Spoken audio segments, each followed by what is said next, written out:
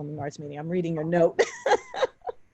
A performing arts company of young people for about 36 years, which also encompassed a studio school. And I also continued to work with Turnaround Arts, which was a White House initiative during the Obama administration. So basically, it's been dance, theater, visual arts for myself. And then, amazingly, a couple of years ago, I got thrown into a field that I said, wow, this is very different. And that field was actually emergency preparedness for performing arts organizations. And so I went to training and worked with a selected group of folks in the DMV, as well as our membership, and trying to give them some kind of education and awareness behind emergency planning and the importance of it.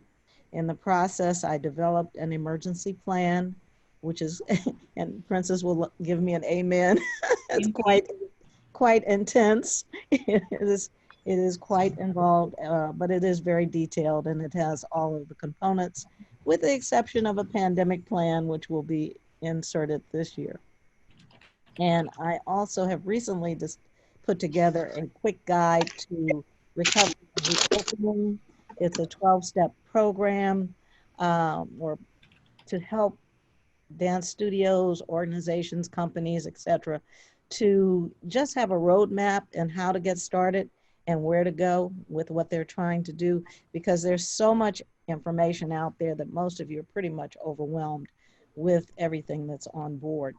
So this kind of gives you a roadmap. It's simple, 12 steps. What's intense is the resource page, which I'm sure many of you have already gone to a lot of these resources, but they are all collectively in that section. So you can go to that and get templates and information that you might want to use as you go about the business of reopening. I'm going to throw out some quick tips. When I finish, you can feel free to, I'm going to leave some time so you can ask some questions. But I do want to kind of jump quickly to some of the things that we talked about on Monday. I know that Pat Merritt was concerned about continuing her program. And this is something that a lot of people will have to deal with. How can they continue in this atmosphere? Unfortunately, all of us old heads will have to get into the new technology, and some of us will go, being kicking and screaming and dragged right into it. But we certainly are going to have to be a part of it, because we just don't know how long this will go on. And I do suggest, if you are not using the virtual world, get into it and definitely put your classes online. That is a source of income if you're not getting any income.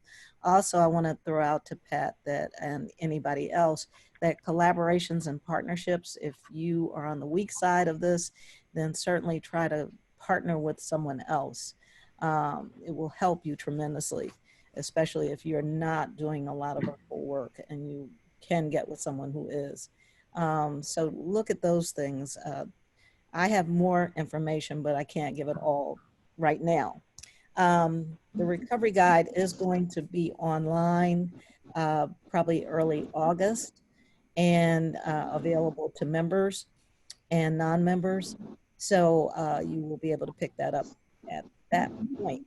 But you can also get in touch with me in advance, and I'm sure we'll give our information out before this is all over.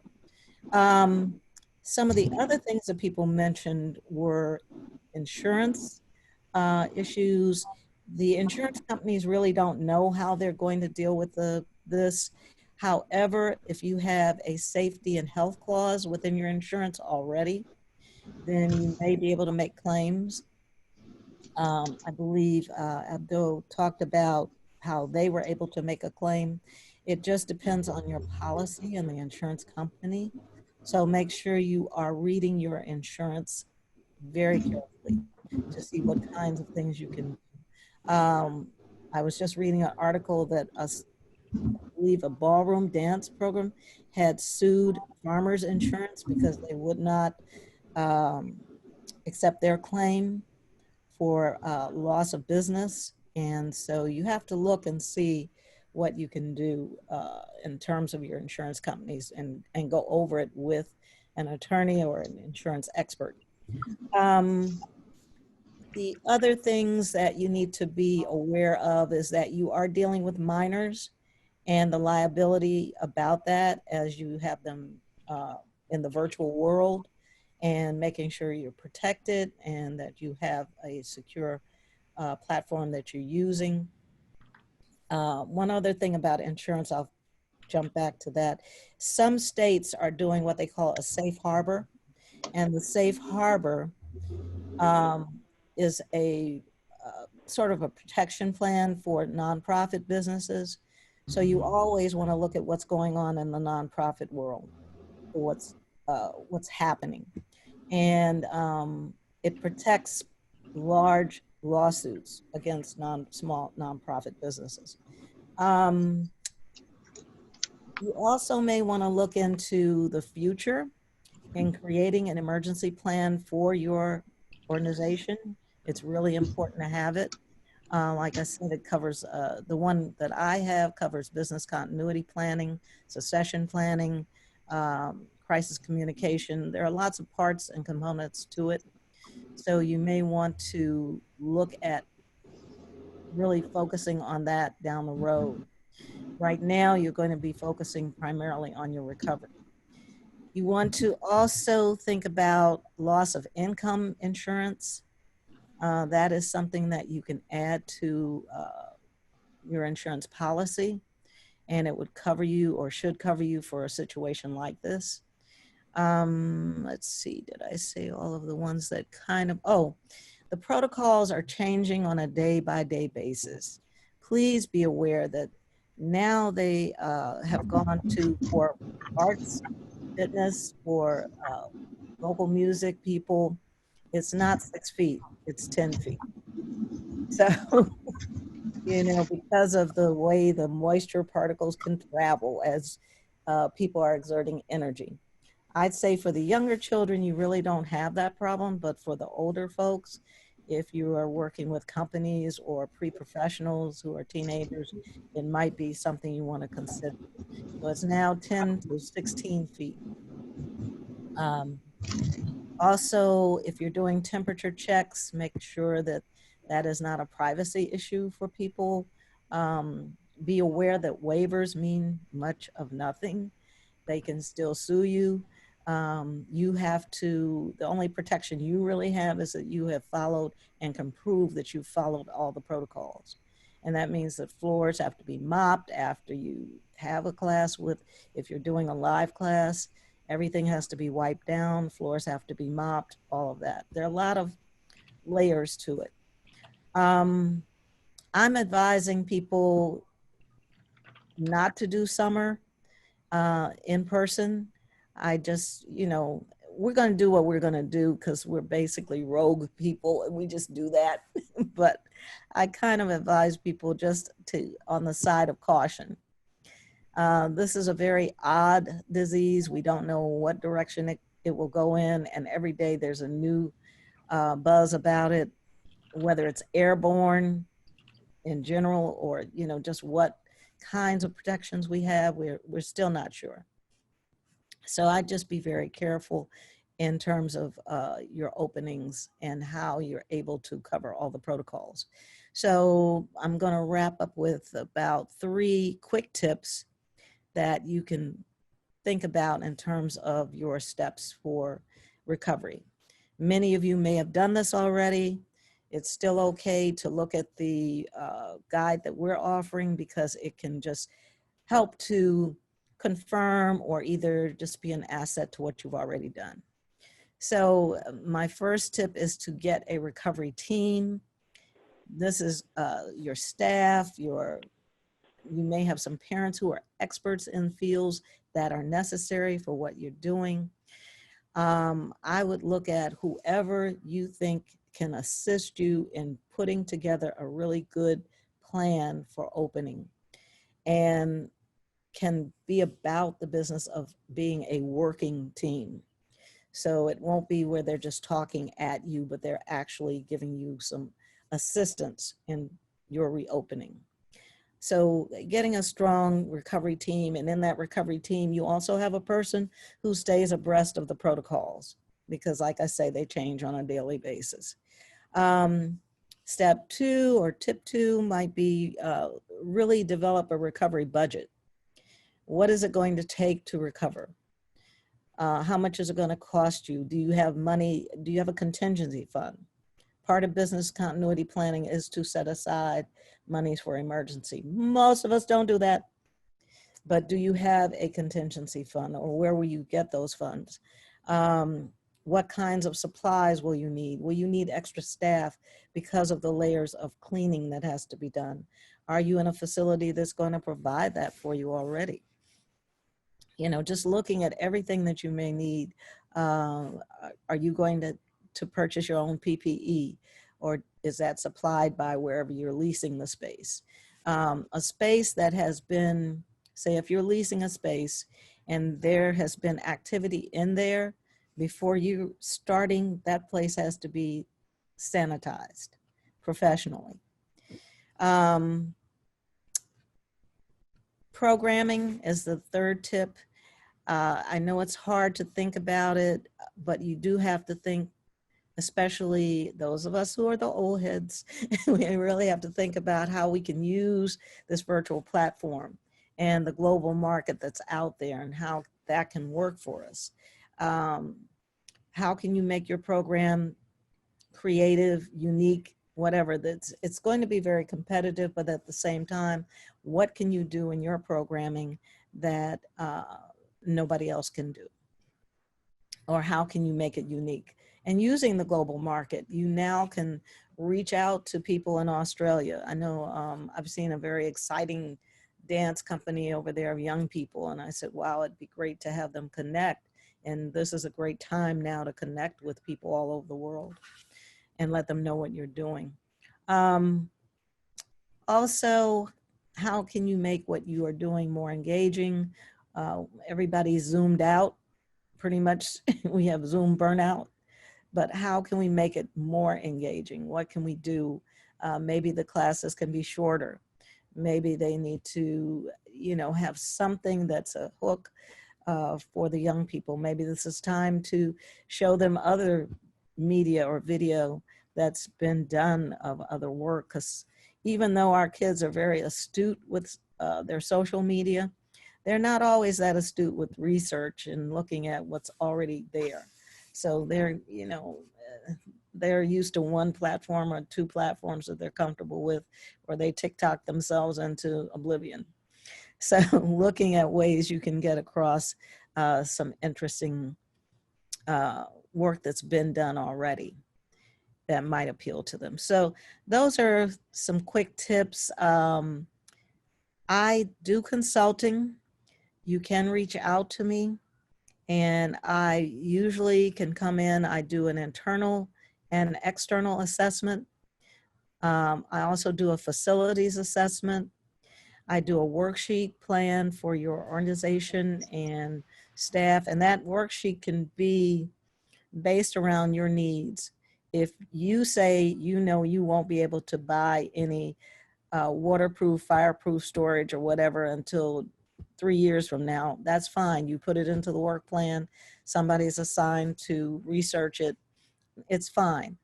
But it's all about making some type of effort to plan.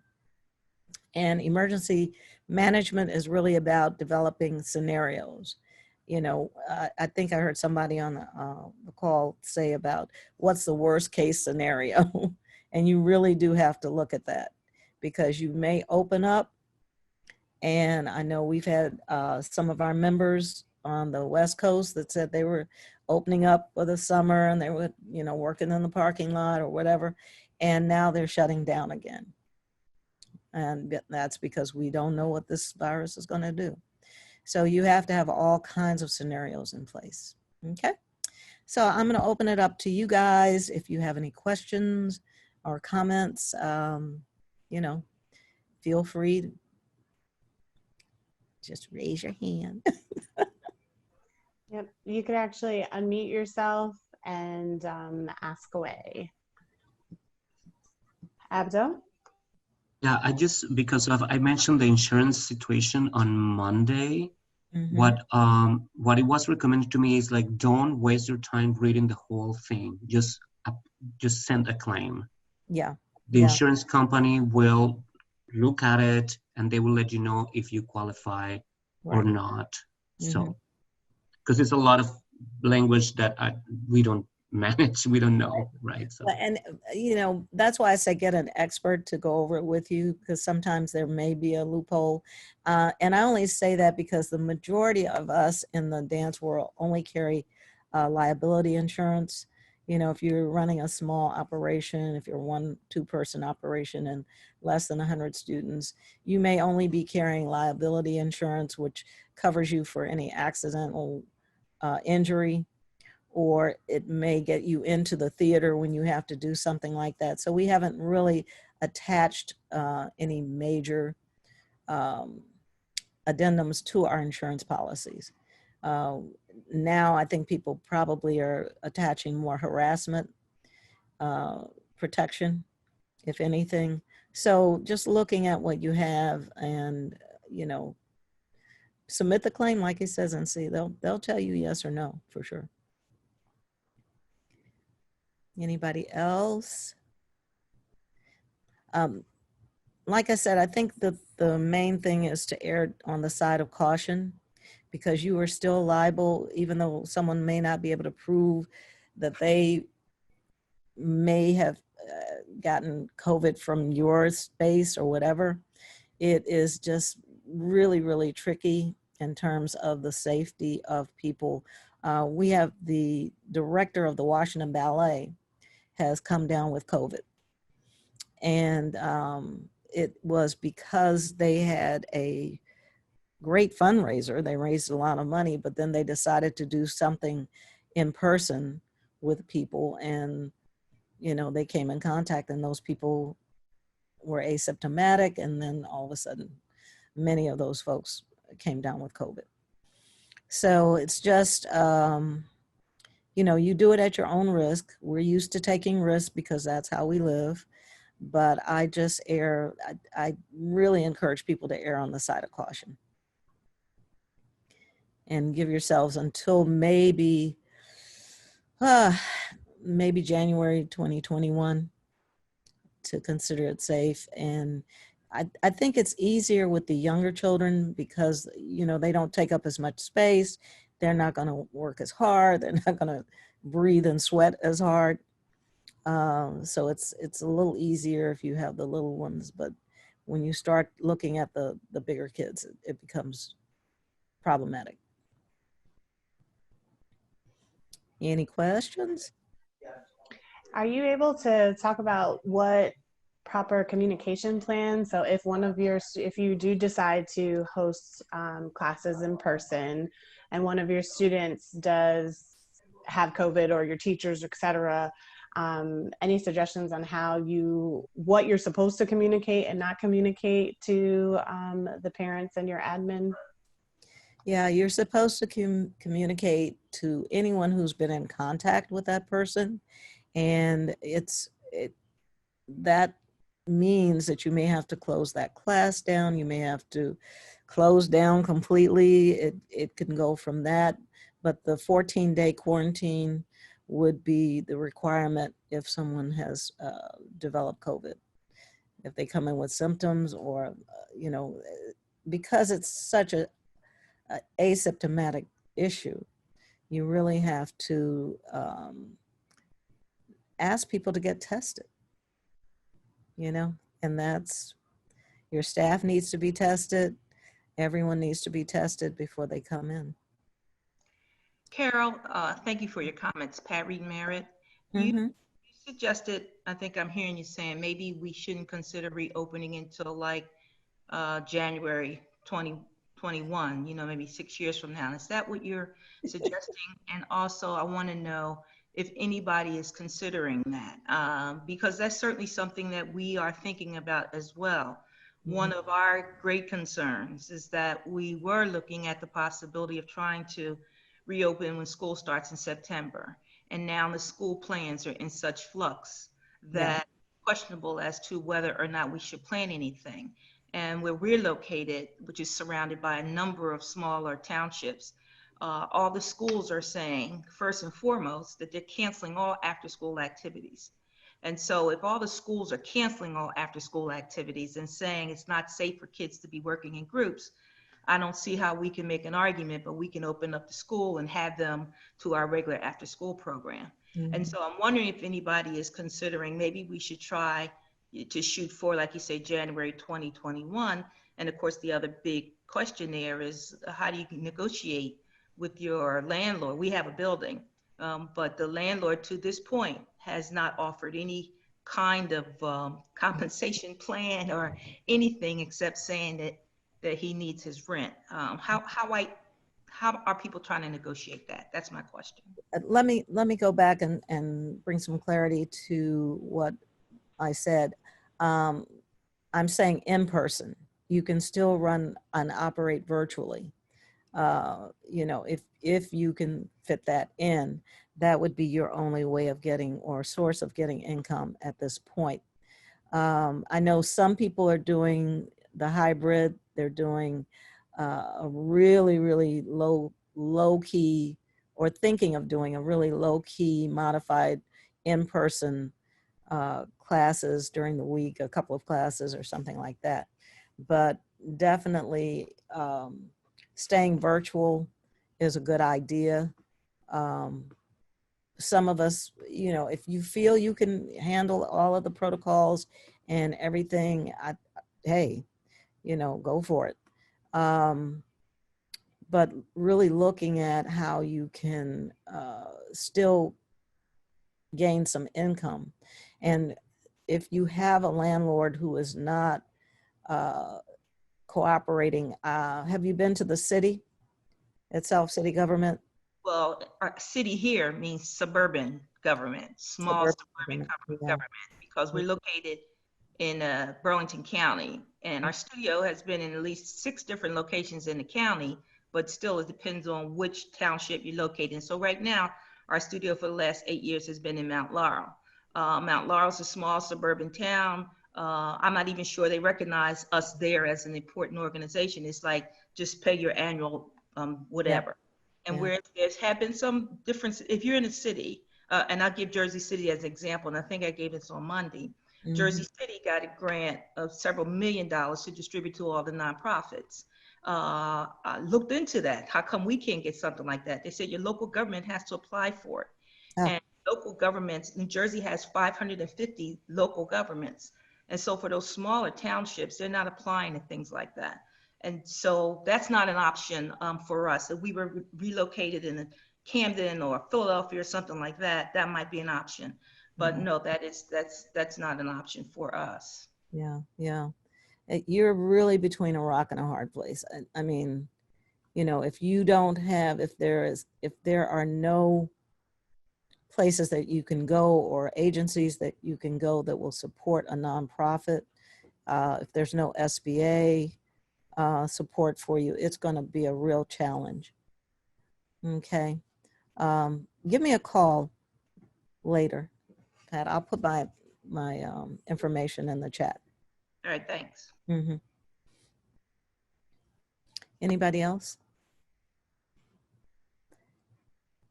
I know recovery is so sexy. I was going to say a couple of things. I can wait till Mama Joan finishes. You know, I think, is there a basic across the board requirement that all studios, like you say, you got to mop the floor, you got to wipe the bars down, you have to wait.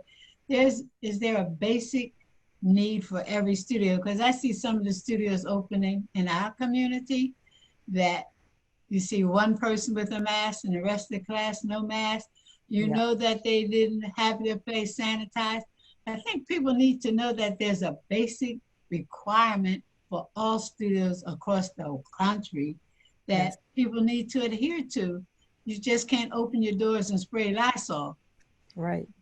And the thing is that there are those requirements, but people are not paying them any attention.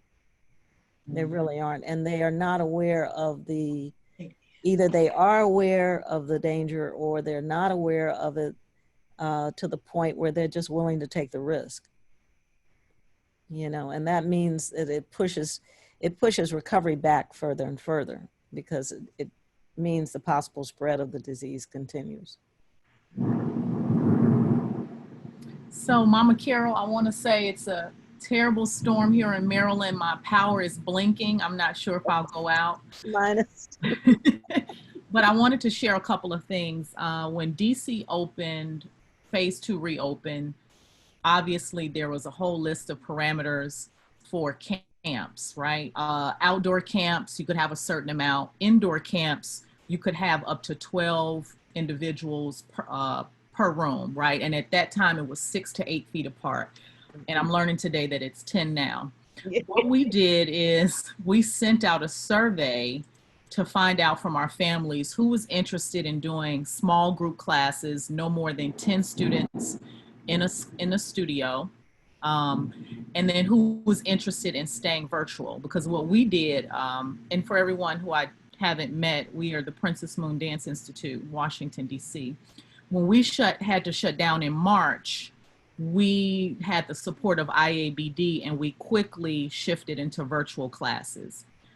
And that worked for us. We maybe only lost 5 students, but they did, like you say, they burnt out, right? So we sent out a survey. Who wants to come back? Who wants to continue with virtual? And we took that information and we decided not to do virtual for the summer because it wasn't going to be worth our time to do it just for a few students.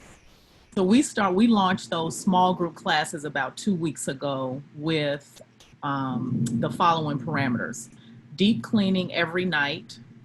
We have a policy where you have to be in there 15 minutes before class to do temperature checks, sanitize your hand, everybody's wearing masks. There's no convening in the waiting room, so everyone comes in one exit. We had stations around the studio and chairs where dancers were a minimum of 10 to 20 feet apart, where that was their station for the entire day.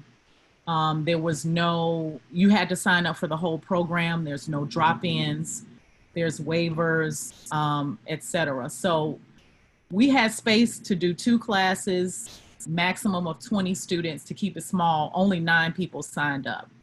So we condensed it to Monday, Wednesday, those groups, and then we added a 3rd day since we had a smaller group. So people are apprehensive about coming back into the studios. And what we've done actually as of last week, and we have some people from our office here we're just trying to gather more information and also share it. We sent out another survey to see how they're feeling about the fall, asking them if school is not back in session, do you want daytime classes? That has been our biggest response, right? There still is a split between people wanting to do small group and virtual. And so what we are considering is doing the small group with a via satellite. So people have the option. And if people want to kind of split that, right, to minimize their contact, let's say there's 12 classes in a session and they want to do six in there and 6 at home, we will kind of come up with a schedule. This is really the only way we can survive. It's not ideal, but we're found that some of these kids are having psychological and emotional challenges because they can't get out. And so the parents are asking us, just do something, just do small. So we are we're meeting and talking about it every week. And I will say I'll be teaching on faculty at American University this fall. And what they're doing is the live via satellite mixed with the in-studio classes. They're not taking more than 6 students in at one time. And then they still might cancel, right? So after I get off of this call, I'll be on a call with them to figure out what are we going to do. So I just wanted to share that information, and I'm also excited to hear about what other folks are doing. Thank you for that, Princess. And thank you, Carol, for providing us with the tips. As Carol's mentioned, at the top of August, her recovery guide, the recovery guide will be available for purchase. If you are interested, please feel free to email us, and we'll be glad to share once it becomes available to Vanessa, you. I wanted to add one thing. Of course. We have been being mentored by Carol over the past year with our emergency planning. And so, Carol, we did, knowing that we're updating this PAR based on the COVID, and we're constantly tweaking it, we did do a recovery plan that I'd like to show you. But also, we sent it to the parents before their kids enrolled. So they have a 10-page document that they can read so that they know, you know, how we're approaching this. And I think that gave them a lot of comfort as well. Thank you. Great. All right, I am going to pass it over to Dr. Ayisha Morgan-Lee and Abdo Sayegh-Rodriguez for them to share their experiences and their tips as they've worked on reopening and their plan for their organizations. So I believe Dr. Ayisha will be going first. Hello, everyone. Thank you. As Vanessa said, my name is Ayisha Morgan-Lee. I am the founder, CEO, and artistic director of Hill Dance Academy Theater, otherwise known as HDAT, here in Pittsburgh, Pennsylvania. And I will start off by saying you have to do what's best for you, right? So everything that we're saying on the call or you've heard in a number of other Zoom meetings might not work for you. Some of it will, some of it won't. And at the end of the day, I always say to myself, I also have to have peace of mind as the artistic director and executive director, and wanting to make sure that our students are safe and our families are safe. Briefly, when COVID-19 hit in March, we were in the middle of a huge season for us. It's our 15th anniversary. We had a major choreographer here, Ronald K. Brown, setting a piece on our students and the community. We did not expect all of this to happen. The concert was in April. Within a week of the governor saying that Pennsylvania had to shut down the schools, we gave the students and the families about a week just to get themselves together, and we quickly shifted onto virtual classes. And that was really just so we could finish out the season in April and close the season and still get the tuition and the revenue, and make sure that the students were still doing something, because even though the governor closed the schools, some of the schools didn't have a plan. So parents were saying students were at home with nothing to do. Other schools had a plan, so students were still in class, but a lot of them didn't. Particularly our major public school system didn't start classes until after Easter. So we quickly went into classes. We did classes, I think, every day, Monday through literally Sunday, to make sure that they had all of their classes that they were getting. I will say that that really helped us to decide we need to do things a little differently, even after COVID is over, in terms of the way that we collect tuition, in terms of the way that we have information on our students, ready in terms of in the virtual world and not at our offices. So it did help us to kind of shift that even when COVID is over, that we will be changing some of our administrative policies once we go back. We continued with classes up until May, free to our students after the season ended, but then charged a small fee to the public. And from there, we did get some students for our summer intensive.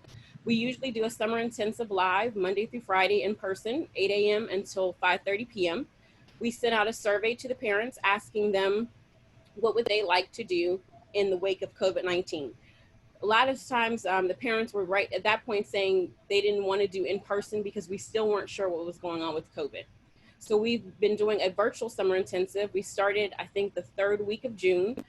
6 weeks, we'll finish on August 1st. And we said if we were to do it, we had to have a number of 10 students in order to at least pay our teaching artists.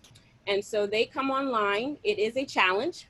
We have students ages 7 to 16 right now online, Monday through Friday, 8:30 until 4:45 p.m. It has been a challenge for some of our instructors who are a little bit more seasoned and having to get into this virtual world of Zoom and what that's like. And My ballet teacher is always like, how can I see their whole body? How can I correct them? How can I go through the screen and fix them and all that kind of stuff? So, you know, it is definitely a challenge. Throughout this time, we have decided to create a task force. We called it the HADAT COVID-19 Task Force, where we have a group of stakeholders in our community, both parents, teaching artists, funders, community people, healthcare professions, who've been meeting weekly. They meet every Monday from 6:15 about until 7:30 and trying to figure out what do we do for the fall. And we actually just made a decision on Monday, so I will share that with you. The task force decided that the first thing they wanted to do, as Princess had mentioned, a lot of people have probably said, do a survey. So we sent out a survey to the families. The survey had a lot of questions on it in terms of just if we were in the best case scenario, if we were in you know, the green phase, what would you like to see? If we were in the yellow phase, what would you like to see? And we had a parent who loves doing that kind of stuff. So she collected the data and brought it back to us. We also had a meeting with our teaching artists on one evening and just talk to them and see what would you like to do? Because even though all the parents might say we want to come back virtually or do a hybrid or come back in person, what about our teaching artists? So we had a conversation with them. On Monday, we decided that we are going to go completely virtual for the fall of 2020. It's not ideal at all. But what we found out is that a lot of people say they want to come back into person and they think it's going to be as simple as parents have said to me as 1, 2, 3, that you go back into person and everything is still the same. And that's not what happens. Or they think that you go back in person and all you have to do is worry about wearing the mask and getting your temperature checked. But there are so many more things to that. We are so thankful that we have a number of healthcare professions who have been on our task force who really helped us to see what I call like the in-between. Like she said, you know, you have to think about what about doing things on the floor work and the sweat? What about when students have to use the restroom? What about, you know, being able to change over a studio very quickly if somebody still needs to clean it for the next class? What about going across the floor? What about teachers who, you know, as we're teaching, we're so passionate about what we're doing, we're sweating usually sometimes more than the students. You know, there's just so many different things and elements that I think sometimes our parents and our teaching artists weren't thinking about because they just thought we could just go back in the studio. I'll check your temperature. If you don't have a temperature, you're good. I'll wear my mask. You'll wear your mask and we can keep on as we've been doing. And that's not the case. And that's what we've had to help them to see. After we decided on Monday to go completely virtual, the task force decided to have a town hall meeting with the parents to help them understand. So we are going to conduct 4 town hall meetings for the 4 different levels that we have because our levels are just so different in terms of what we provide the students and the parents. We don't want them all in the same room because of the fact that a level 1 parent's going to have something totally different to think about than a level 3 and 4 parent. Or 3 and 6-year-old parents going to have something to think about totally different than a level 2 parent. And so we will be meeting with them the first week, first Sunday and first Monday of August, and the second Sunday and Monday of August with the different groups. And we've decided to approach it in a way, luckily we've had some parents on the task force who've helped us to say, if you explained it to me like this and what my child is going to be getting or what they can get in this new virtual world, it's definitely something I would want to continue to do. It is not our ideal situation at all. We've had to also talk to the teaching artists about trying to think of new and different ways of teaching, also giving us a chance to revamp our curriculum. We started at age 3, and we know at age 3 and 6, that's a huge population for us. We're talking about maybe 30 students in our 3 to 6-year-old group. There's no way they would be able to socially distance in our studios, let alone coming up and wanting to hug you. So, you know, I said to the teaching artists, you know, what we can do is instead of having all of those students on this Zoom, because we're virtual, we could literally break that group up. We usually have 2 groups anyway, but we could break that group up even smaller if it will help you as a teaching artist to be able to see them and to be able to correct them. Same thing with our level 2. If we have 20 students, you don't need 20 students on the Zoom. We can break that up into 2 or 3 groups so that you can give them individualized attention and still feel like you're accomplishing something. We also talked about making sure we get back to the foundations and basics. This is a chance for us to do that. We're not doing any performances. We had originally postponed our major performance in April with Mr. Ronald K. Brown to October, but now we've had to postpone that too because of all that's happening. So let's just focus on the technique. Focus on different things that are going to make our young people stronger to be the dancers that we want them to be. So when we present the information to the parents, we are going to, you know, present it to them as this is what we are doing, going totally virtual. Of course, we might have some that don't want to do it, and there will be others that will stay. We do have a large retention rate of about 90% of our families return every season, so it'll be interesting to see. And our school system hasn't decided what they're doing yet, too. So that's a huge factor in terms of helping parents to decide that. So that's kind of what we're looking towards doing. We also are asking the task force to meet every month during September to December, because we're letting the parents know we're only focusing right now on September until December. It also allows us, because we're virtual, usually we end early in December. It allows us to go a little bit longer because we are virtual, and you don't have to get into all of the other activities that start happening in the December timeframe that takes students' attention away, or the music concert here, their play at the school, and all that other kind of stuff. So it allows us to go longer. It also allows us to use all of the days of the week that we have.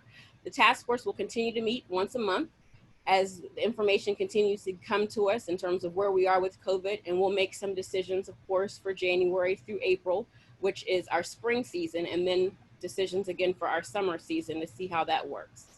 We've had a number of resources and guidelines that we've provided the task force with, thanks to our conversations with IABD, also with the National Dance Education Organization.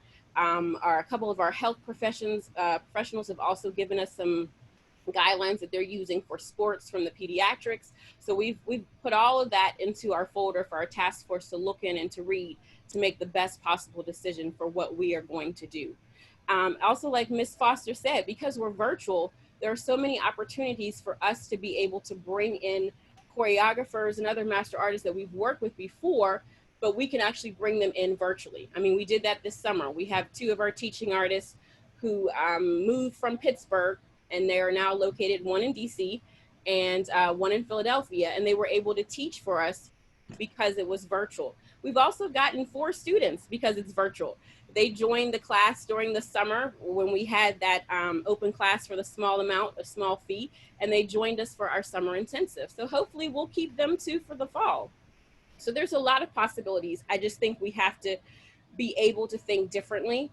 We are now really on our teaching artists and trying to look at, there's a particular grant that's come our way through our foundation. And I will say our foundation community has been very helpful and very generous to arts organizations here in Pittsburgh, and particularly for Hadat. And so we are looking at revamping our curriculum and allowing our teaching artists some room to figure out how to develop the curriculum. How do we develop some best practices during this time? We also are working with our marketing and tech person to talk with our parents about creating a home studio. Because that's one thing that we found out from, during the summer classes and even the spring. A lot of us don't live in mansions. So you don't have that big space that you need for a studio. So what can you do to make that studio? We have given students access to, tap boards. We have given them access to laptops or iPads to help them. And we're going to continue to do that. We're going to talk to the parents after we have our town hall meetings. Those who decide to stay and register, what can we do to help you create in your space, however small or big it is, a space that is sacred for dance that you feel that you are comfortable moving in and learning in. And we're going to work with our parents too, because they have to help us get the students on board as much as everybody wants to go back. So that's a little bit of what we've decided. Just looking at my notes, I had to take some to make sure I got everything in. So I guess, are there any questions? And like before, you can just unmute yourself if you have any questions.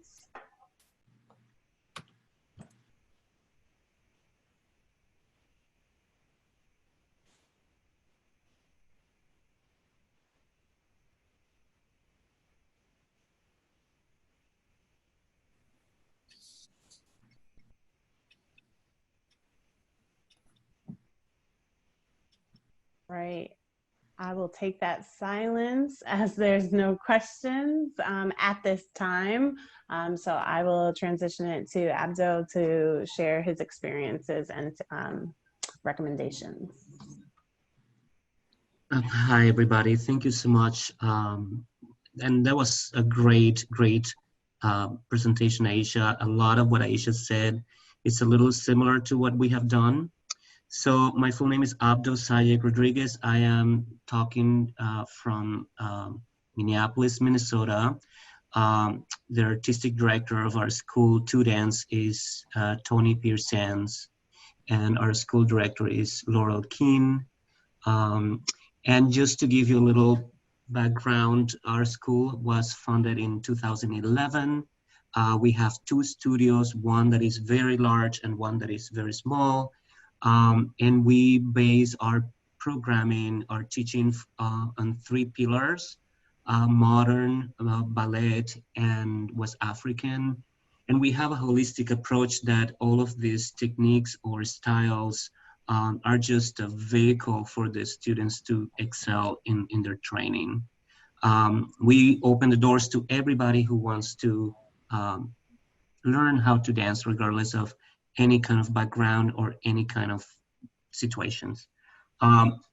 So when we decided, when COVID started, we were, of course, like every one of us, very confused. We didn't know what to do. So one thing that we did in our meetings, we wanted to first and most ensure that everybody remains healthy and safe. We wanted that our students continue to dance and to be inspired. Those were our goals. We wanted to make sure that our staff, our dancers, our teaching artists, our accompanists, and everybody that depends financially on Two Dance, that continue to have a job. And that basically all of our decisions include all of those goals. And then we, of course, transfer all of our programming into the virtual platform using Zoom. We sent surveys to our teaching artists, or we met with them actually to ask if they were willing to teach on Zoom, if that's something they wanted to do. Same thing with our accompanists.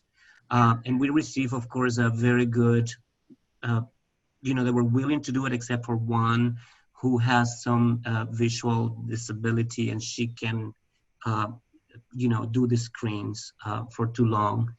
We sent surveys to our students and families, asking them if they were interested in taking classes on Zoom, and what kind of barriers would they have? Because we were also understanding that they were so much exposed through the academic schools to Zoom classes that, we wanted to know if the limitation that parents have on screen time was a true barrier for their children to continue to take classes and things like that. We also sent a specific survey about what we call the virtual classroom and technology logistic questionnaire. And then there we ask about access to devices, if they could use Zoom in those devices, because some of them have devices that the academic schools provide, but there is a limitation on which platforms they can use. We asked about what kind of flooring they have, where they were gonna take classes, and the description of the spaces that they might consider. And if that was a possibility, like Ayisha says, some of them don't live in mansions and they don't either the quiet space, because it's also how much space you have and how much, that sacred space we want for dance classes. Some of them had trouble concentrating because of how many pets and parents and family were walking around. So we wanted to understand that.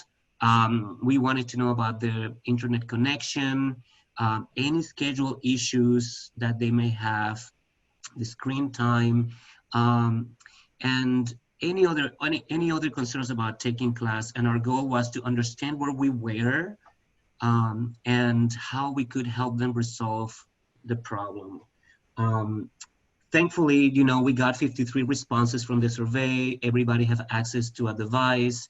Some of the problems is that the family have a specific number of devices. And when you have the two parents working, two or one parent working at home, they couldn't share the device with the child. So we tried to find a way so that the student had another device. And thankfully for our community and our parents who were able to borrow or to lend devices that they had at their disposal, like an extra iPad or something. We also own at Tudance 4 iPads that we use for attendance and payments and stuff like that. So we cleaned them up and we have them available for the students if they wanted to borrow them. So everybody had okay internet connection that were stable. And we also ask about the time, the schedule. Do they really want to take all of these classes? Should we reduce the classes? And surprisingly, most parents and students say that they wanted to keep the original schedule. And also that the screen time for dance was not an issue. Parents didn't see that as an issue because the children were moving, were being active. So they wanted them to stand up and dance with us. We also dedicated one staff member for each class. So each of us have to be there helping with technological issues. If a student was kicked out of the room. And then when the Zoom booming started, that issue with people, posting bad things on Zoom, we were there to monitor that nobody outside of our community was in the room with the students. And that worked pretty well because first it gave parents, they feel safe, they feel that their children were going to be safe because they were concerned. And second, there were things like, how to deal with a student that forgot to charge the device and we had to help them call the parent. I mean, there were so many individual situations that we were happy to be there to assist. We also reopened our financial aid applications, which, at the beginning of each session, we have a financial aid or a scholarship period. So we reopened that because we knew that a few parents and families were no longer with their jobs and their income. We reduced the tuition on some workshops for very young children because we knew that that was going to be a barrier. It was good because we were able to retain almost all of our students. Just one student didn't feel comfortable taking classes online. She didn't want to be seen on the screen. So even though we provided the opportunity for her to not turn on her video, but they decided not to begin. We end up continue employing all of our teachers and all of our accompanists, which that was part of our goal. We had Zoom test classes so that our teachers could teach us, like imagine something like this, and the teacher was trying to get used to the how to teach on Zoom. We also did Zoom training sessions with students and families. One kind of cool story is that our creative movement classes, they are, ages 3 to 4, 4 to 5, 5 to 6, and 6 to 7 years old. So there are 4 different classes. The parents were having a blast because they were not only playing with their child in their living rooms or in whatever place they decided to have the class. So they connected with the child and they're being very active. Sweating and they had a good time because those children were not able to follow the instructions on the screen. Some of the very young ones couldn't understand that the class was coming from the computer. So the parents were of such help in trying to keep the kids engaged and leading them through the classes. We offered a very special workshop in collaboration with our teaching artist, Deja Joel.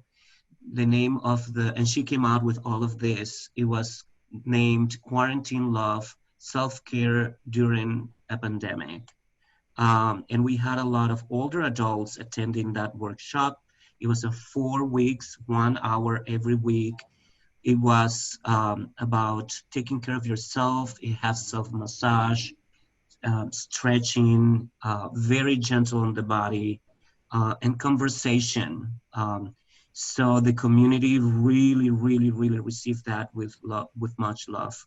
Unfortunately, we have to cancel our second workshop because that's exactly the week that George Floyd was killed, and things have to take a different direction. What else? We offer free community, at the beginning, free community open classes, intermediate, advanced, and some for beginners that, again, we're trying to help the community to stay together with the pandemic and isolation. The one class that have taken the most attention was gyrokinesis and Afro-contemporary class, which was intergenerational and open level. So we had grandmas with moms and grandchildren taking the class, and that was also very beautiful to see. Unfortunately, as the weeks progressed, people lost interest in the classes. Our registration or attendance started being a little lower. Our teachers got fatigued and they needed time. And this was all influenced by the riots in the Twin Cities that we were experiencing, and how our community, especially our Black community, was feeling. People needed time to grieve, and people needed time to be upset, and we lost a lot of people attending the classes. So right now we are doing pay as you can with a minimum of $8 per class, and it's going okay. And we had to do that because otherwise we would have to cancel all the classes because no revenue, then we wouldn't have the money to pay the teaching artists. We created a student teacher portal, which we didn't have before. And in that portal, we had beautiful, inspirational lectures, videos, of course, a guide to Zoom classes, a guide to self-cares during COVID-19. We have a feedback form that is still open, so anybody can send us, any comments, this doesn't work, or any good comments also were very welcome.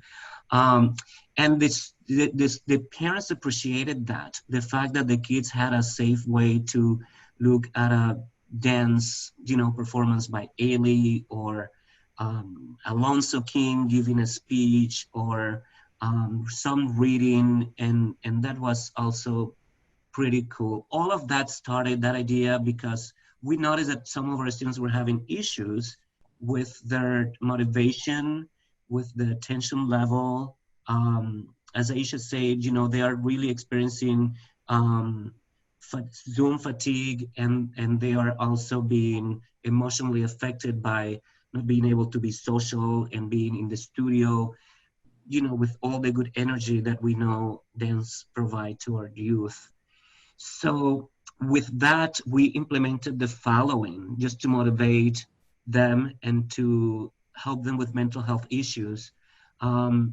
We hold once a week circle conversations at the beginning of certain classes. And in this moment, even if it took the whole class, we thought, and we know that it was very valuable. We asked them how they were feeling. Especially again, after George Floyd's killing, it was very, very, very important.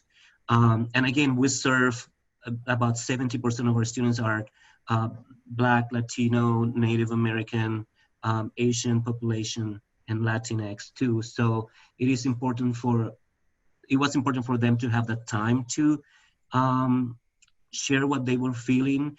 And very importantly was the very young kids. I'm talking about 7, 8 years old who were scared. And to provide them with the ability to connect with their other friends in class and with the teaching artist. And just to say simply how they were feeling was very, very important. We, of course, informed the parents that we were going to do that. And we asked them if that was okay with them, and they all say yes, of course. We also, we stopped asking, how are you doing? We asked them, for example, questions of like, what are you thankful for today? And that changed the dynamic of the conversations. And we do this basically before each of the classes. The other thing is that in order to motivate them and to reevaluate the reason why they are taking classes, even through Zoom, we ask them to create videos individually and to send them to us so that we could share it between themselves and eventually with the larger community. We ask our younger students to reflect on the following prompt. During this moment in history, we need dance because, and it was very sweet because they just recorded themselves in their own private little spaces, reflecting on it. And we created a video that we share with them and on social media and with the community. For older students, we asked them to go outside following the quarantine safety rules and to record a maximum 1-minute improvisation video with music or without music, anything that they want. And they got so involved. We were so impressed with the level of artistry and the work that they put on it. They did a fantastic job. And I'm gonna post on the chat one link of one of the videos of them.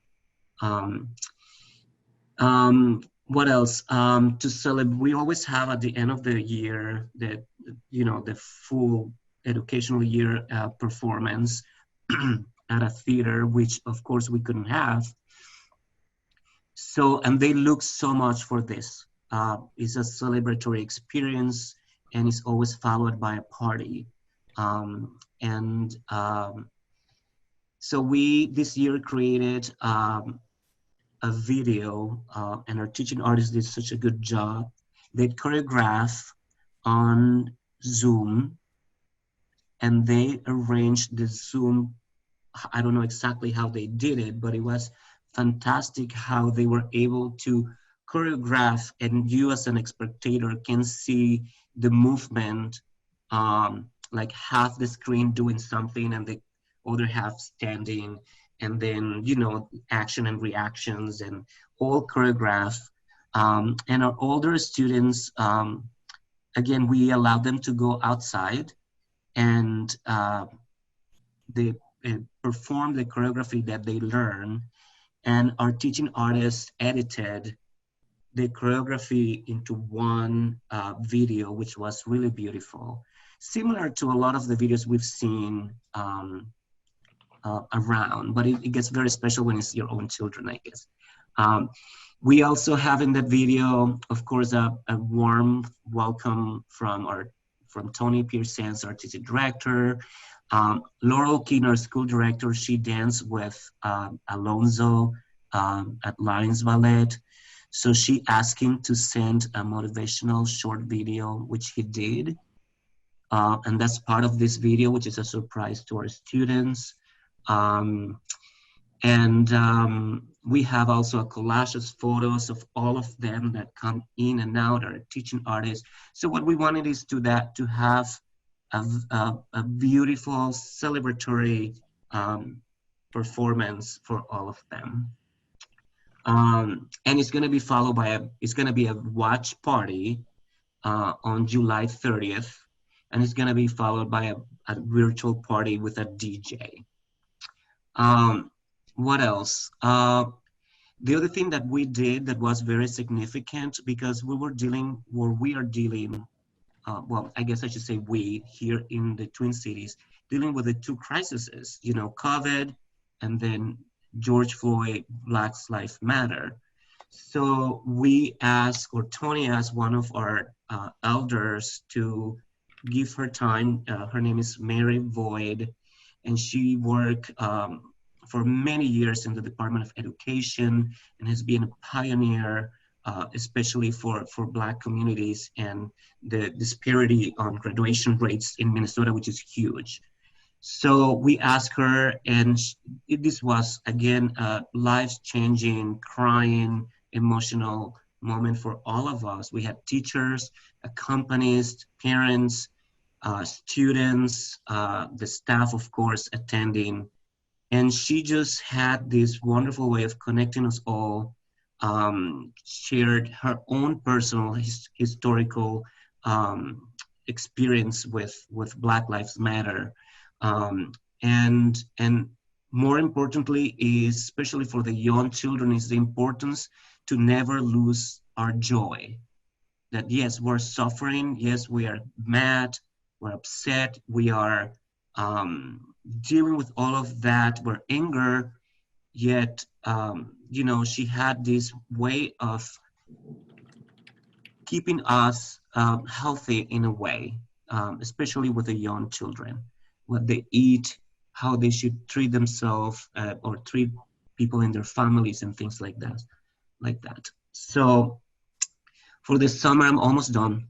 For the summer programming, we created our task force with Dr. Brad Moser, he's the doctor of the dancers in the Twin Cities, and he volunteered his time to help us evaluate all the rules, not only what we know nationally about COVID, but also our rules in the state, because we also need to be careful that we don't do something that violates our law here in the state. And his wisdom was just incredible. So for the summer, we decided not to have in-person classes. We're having everything via Zoom, because in Minnesota, the cases are getting higher and our families were not comfortable coming to the studio. We've offered a few things, like a 1-week creative movement class with the theme was dance and nature.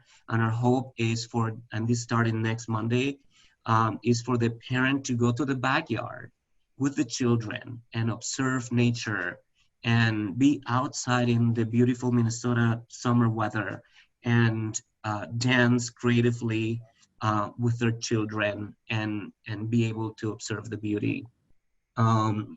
So we started this week a lot of our programming, which we have to cancel two of the levels because we didn't have enough registration, but we were able to combine and filter them into other programming. We also are trying to see the positive about all of this, how Zoom can be positive. So as Ayisha said, or somebody, I think it was Ayisha, that this is an opportunity for us to engage with national teachers, so we are partnering with Evidence and Ronald K. Brown and Arcel Kabwag, and 1 week summer intensive between 2 Dance and Evidence. We are offering, of course, our kind of the technique classes, and they're offering the company repertory. We're offering scholarships. So we'll see how that's gonna go.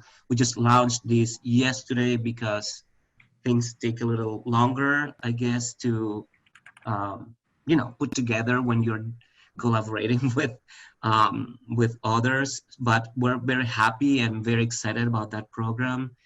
And we also have another 1 week summer intensive for ages 17 to 24, which is more for advanced students.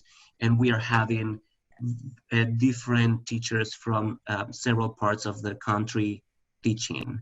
And we hope that that's an opportunity for our students and students around the world to engage with artists that otherwise they couldn't.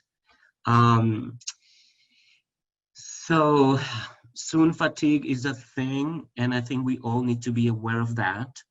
We can't expect that we're going to have 50 students in a room, and we have to come out with the realization that that's fine. Also, the length of the classes, an hour and a half, I think is too long. We're keeping everything to an hour, and if it is longer than an hour, having the breaks. I heard this thing today about in another workshop that I was attending about the 20-20-20 rule, which is every 20 minutes, you take 20 seconds to observe something that is 20 feet away from you that you like. And I think that gives the mind a little break. We will continue to keeping the open classes going. And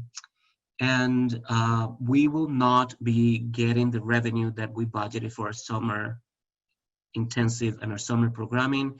And that's something that we are realizing, and that's something that is going to be a reality for all of us. We can't rebuild all this revenue by teaching via Zoom. It's not gonna work. I've done the math, and unfortunately, it's not gonna happen. What I'm trying to do as a managing director is I'm trying to find every single way that I could get support from, you know, I've gone to the city of Minneapolis, the city of St. Paul, the state of Minnesota. I've gone to all of our founders. I've gone to directly phone calls with donors who I know love the school and will be able to give us more money. When IABD released the opportunity to give to us, I reached out to Denise and we applied and we got a little something.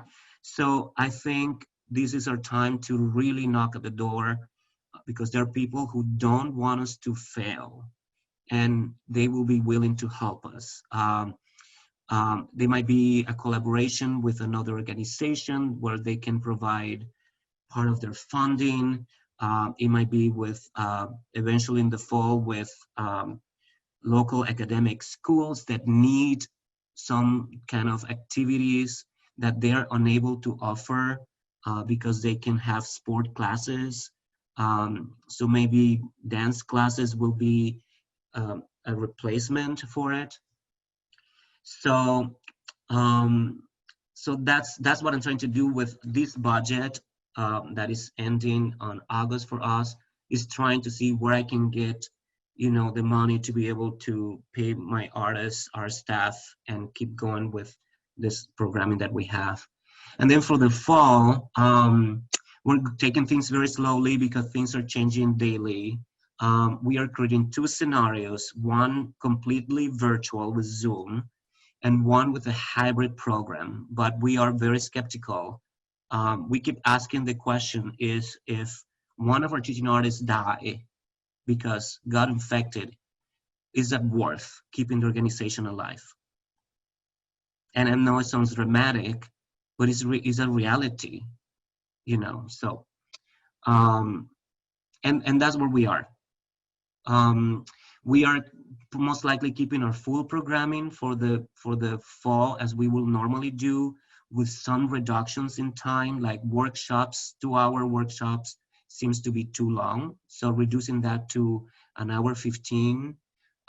We're again looking for collaborations. Can we have Ronald K. Brown teach, you know, once a week, a combined class for our students in the community? Can we have such and such that, you know, the hot teaching artists that we know our students follow on Instagram? Can we find that connection with others? What else? We're also thinking about this. If we don't have any classes as a group in the studio, is what about if we have a one-on-one? So once a week, one student from each level will come and have like a semi-private class. So where we can motivate them, give them specific, corrections and things like that. And I'm the managing director, so I'm reducing our budget revenue for the tuition for the fall, trying to be as realistic as possible with what the fall will look like. We are hopeful that the vaccination is going to come out soon. I'm hearing that from the University of Minnesota and from other universities which are following this closely. And we hope that in January is that when we will be able to have in-person classes. Ooh, thank you so much. Sorry for talking too much. And if you have any questions, we have only 1 minute. Just kidding. No, you're fine. Yes, if there are any questions, you are welcome to unmute yourself at this time.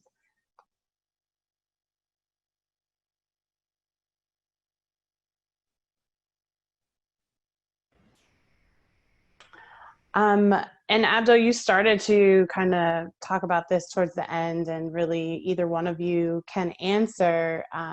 Since we all recognize that retention numbers are going to be affected, it sounds like your task force have started to do this, but has there been any consideration or strategy around additional revenue streams, particularly for the fall? Has there been, I think we've talked a lot about like the different programming and the ability to go back into the studio or not, but what strategies or considerations have been made specifically when you think about the finances? Well, for us at Two Dance, we are thinking to hopefully launch another collaboration like the one we're having with Ron K. Brown, as a way to find, help each other as organizations, because we know people want to take class with Tony Pearsons, and we know people want to take class with Ron K. Brown, and then how this connection can hopefully bring the revenue that we would like to have. So we're planning to do a few of those in the fall, and we will call them like, an intensive week of training with such and such and such and such. That's one way. We're also thinking of reaching out to our partner academic schools, where we every year go and we teach and we do workshops with them and we get paid. Or we have field trips to our space where the kids used to come and observe company class and then go and take a little class and then be in the studio with our company dancing. And that has been like such a wonderful experience for them. But then how can we won't be able to do that. How can we replicate that via Zoom, or maybe is pre-recorded videos of, let's take a class, a 15-minute stretching class with, Tony or with a company member, and then trying to give that, or I should say sell it, I guess, to the academic schools, because they will have perhaps budget for that. That's a way of thinking. I'm not 100% sure that's gonna work, but that will require, for a teaching artist to be in the studio, record themselves for 15 minutes, and then have that as a link that we will share with our partner schools. It will not bring a lot of money, but at least is trying to think out of the box a little bit and trying to see what can be positive about it. Yeah, we've thought about some of those same things in terms of collaborations with other artists, as I had said, outside. And then another huge thing for us is we usually don't do adult classes because we only have students ages 3 to 18 years of age. But we do have a parent advisory council, and they've been meeting because part of their goal is to do fundraising anyway throughout the year. And they've been talking about a couple of things with adult classes and just some adults needing to, you know, get out of their space that they're in. Even though some of them are Zoom fatigued, they want to have like a social stuff, something sociable with them in dance class or a stretch class because they're tired of sitting. So tapping into a population that we usually don't tap into in terms of having classes is an option. Some of the teaching artists have come up with some creative things, you know, ballet at the bring your drink to the ballet bar, and, you know, learn some fundamentals and at the same time have your drink of choice. So, you know, just small things. But as you said, too, it's nothing that's going to be, of course, the huge revenue that we're used to bringing in, especially with performances and concerts and things, but anything that we can that still, you know, keeps in mind our artistic quality and excellence at the same time, and being able to bring in some additional revenue and also additional patrons. Mm-hmm. So one thing we've discovered with our adults, because they are very much affected and they don't want to leave home, and they are going bananas, staying, you know, in their homes, is what kind of classes they will want to take. We know that modern ballet for a beginner is not the class, at least in our community. They are scared of it. They think it's not for them. We offer them throughout the year as a adult beginning ballet and adult beginning modern. And only the ones who take those classes are those who had danced when they were young. So gyrokinesis have been one of those technique classes. I don't know if you're familiar, but you can Google it. It's very simple. It's sitting on a chair. It's about spiraling and stretching, and it's very, very good for any of us. But our older adults, I'm telling you, 70s, 80s are taking this class, and they are like asking for more classes like that. The other class that was very successful was the multi-generational, no-level Afro-contemporary rhythms. And it was taught by our artistic associate Alana Morris Van Tassel, who is descendant from the diaspora from Trinidad and Tobago. And she teaches this wonderful, very simple class that involves rhythms from the African diaspora. It has like this good feeling, and they loved it very much. So I encourage us to also think about out of the box, so that the trigger words of ballet and modern, I think it's fine if we offer those, but also it will be good if you explore offering something else. I know we're out of time, but I just have a quick question. How are you encouraging or getting people to pay for classes online when there's so much available for free? I mean, one of the first things that we encountered when we talked about what's online is people went to YouTube. They had people on YouTube providing them with everything. So how is it that you get people, or is it just because they're loyal to your studio to say, yes, we're willing to pay for this? Because there's so much available free online. And I guess this was true for everybody in the nation, but during the COVID crisis, Dance Theater of Harlem provided free classes every night. And all people had to do was to click in, and all they were asking for was the possibility of a donation. And so how do you manage that? We want you to pay, but a lot of this stuff is available free online. Yeah, I mean, I will say, I'm going to say what we did at the beginning of our season when COVID first happened. We do our payments through an auto pay system. So the parents were already used to paying a monthly fee through auto pay. We drafted it every month. And so when we switched to the COVID, after COVID, when we switched to the virtual classes, that system was already in place. So even though they could take, and they did take, free classes from Dance Theater Harlem and other places, because they were already, everything was on auto pay, people just kept paying the same way. So that was a big help for us to be able to keep about 75% of our revenue doing those 11, 12 weeks of Zoom classes. We're on a break right now because everybody was all Zoomed out, but we're getting ready to start doing that process again, and we're going to do it the same way. So parents did pay, for their classes, and they still had the free option, of course, of all the other free stuff that was available, but they were already in that habit. So that was a help for us. Yeah, I will say, just like Ms. Foster said in terms about communication, and you remember I said earlier in the presentation, one of the things that COVID helped us to do was to change certain policies that we did, and that was one of them in terms of switching to auto pay, because we had a conversation earlier with some other IABD board members who are also directors of academies in terms of what happened financially when COVID hit, and I said we needed to change our policies, and then I wish our students would go and take advantage of all those free classes that were out there. I mean, I sent it to them every time I got something.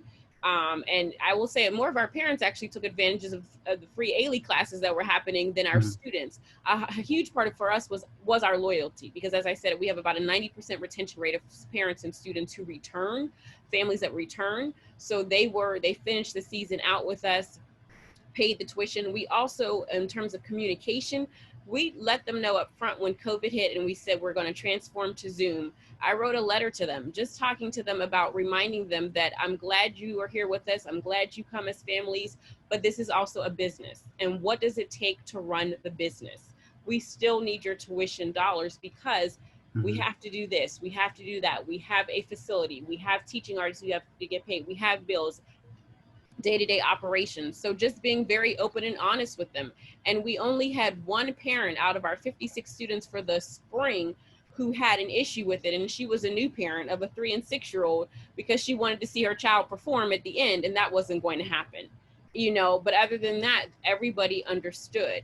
And I think it's all, like I said, in the way that we communicate it too, as we come up to the fall and what it is that they are going to be able to get. But I also encourage them to go ahead and take those free classes, because that's something that they don't have access to right now. And we could never bring all access to having all those people at one time. So I would also encourage them to do that, but also remind them that it is a business. For us at Two Dance is certainly loyalty. The kids wanted to continue, wanted to be together. They want to see their friends. We also, as much as we can, allow them to have a 5 minutes before class where they could be la. They can chat, they can see each other, be funny with each other. So it's a little bit of that. They want to be with their group, and the parents.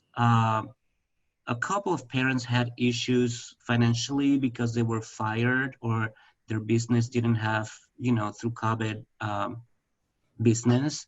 So we work with them and offer them financial aid. For our open classes and all of our payments are online, is via PayPal, or they can send us a check if that's a logistic question. But for our open classes is about who's teaching the class and how we promote this. We also communicated, like Ayisha said, with all of our parents and told them, this is a tough time for us and we want Two Dance to survive. We need your tuition. We need, beyond your tuition, more support. So if you can help us raise money for us, that would be fantastic. And we had several fundraising campaigns that have been quite successful, I have to say. Just because they know that we are struggling.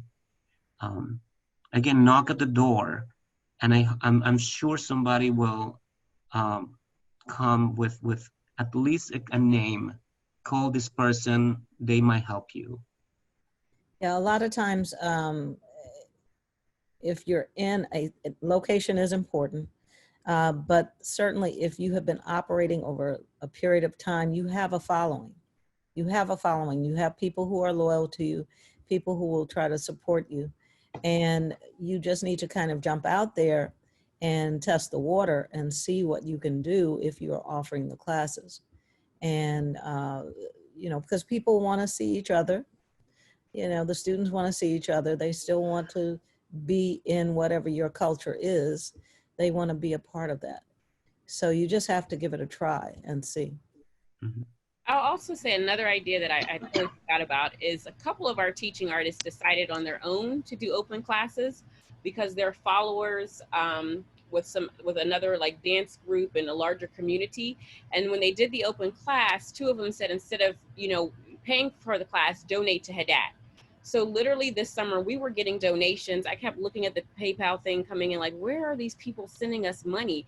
And, you know, it was anything literally from $8 to $300. And we made about $1,500 in a month just because that's what she said to do. Instead of paying me for the class, this is where I teach, this is what's going on, you know, with the pandemic, I've been there for such and such time, please go on and donate to them. And so the teachers took that up on their own. So that's just another kind of creative idea in terms of additional fundraising that we didn't have to do anything for, except for it was our name and the good of our name. But teaching artists promoted it and said, instead of paying me, please give to our studio, the studio that I teach for. Wow, this is all great conversation that unfortunately we've come to time. So that being said, I do want to thank Carol, Abdo, Ayisha for your insight today. It is truly wonderful ideas, tips, guides, considerations that some may not have thought of, or it may just help someone evolve in their planning. Turn it over to our president and CEO, Denise, for some closing remarks. I do appreciate you giving us a little extra time this evening. It's really important. And so we appreciate your willingness to stay on with us, and we look forward to seeing you on Friday. Denise? Thanks, Vanessa, and thanks to everyone again for joining us today. I hope this session was informative. I always continue to learn things. I mean, we all are continual learners. So this is amazing that we are in this forum working together. But thanks to the team, thanks to Vanessa, to Tiffany and IABD folks, Abdo, Ayisha, Carol. Thank you so much for your time today. To Jay, our amazing interpreter, and to our closed caption person who is also there lifting us up with this conversation and providing these accessible resources. We'll see you all on Friday. Stay safe, stay healthy. And again, IABD is here to support. And I know Joan is off screen, but thank you, Joan Myers-Brown, for the idea, for the dream. We appreciate and love you. And there she is. Thank you, Joan. Did you want to say anything? I know we're over time, but did you want to say anything? We're all learning, and we're all thinking of it, because I was just thinking, like, the cities where there's only 1 or 2 dance companies have a different way of working than the cities like Philadelphia, where there are 45, 50 dance companies, not talking about the 99 dance schools. I'm happy to see people like Pat Merrick, I haven't talked to for years, but still keeping their activities going, and the support that they gave in the beginning that made IABD what it is. And for you, Denise, always the soldier, the majorette, the head of it all, keeping us going. We thank you.